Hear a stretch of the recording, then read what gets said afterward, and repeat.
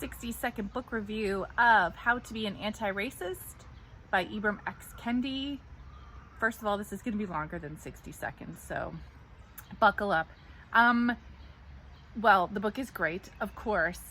It makes white fragility look like it was written by a third grader because of the depth of Ibram's research and his explanations of the roots of racism. It's just so much more nuanced than white fragility.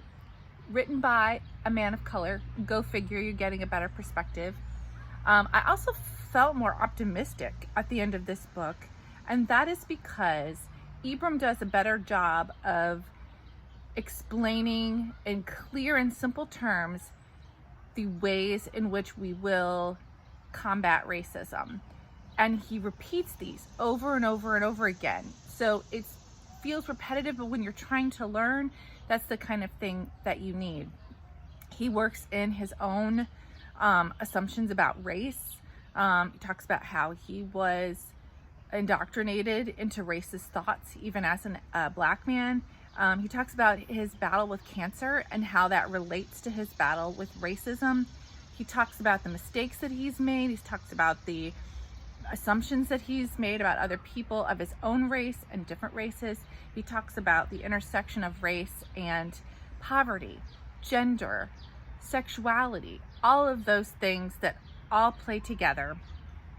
And in terms of white fragility, his argument is the exact opposite, where Robin DiAngelo says that people of color can't be racist because they don't have the power.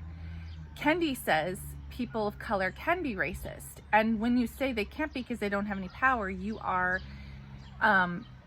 delegitimizing the power of people who've been, who are colored, who are in power. Like, for instance, former Ohio Attorney General Kenneth Blackwell or Clarence Thomas, even Barack Obama, people who've had power who haven't used it to create anti-racist policies. That's the other thing. Anti-racist policies are what will change, what will combat racism.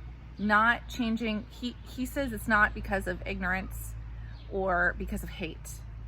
Racist policies are created and then racist thoughts are made mainstream and idealized in order to legitimize the racist policies. And he also talked a lot about the history of racism and how it's very new. We've only been dividing people into race for the last 600 years. So I felt much more optimistic about this book. It's a much deeper dive into it. I think it's, if you have to pick a book, this is the one to read. 5 stars. How to Be an Anti-Racist by Ibram X. Kendi.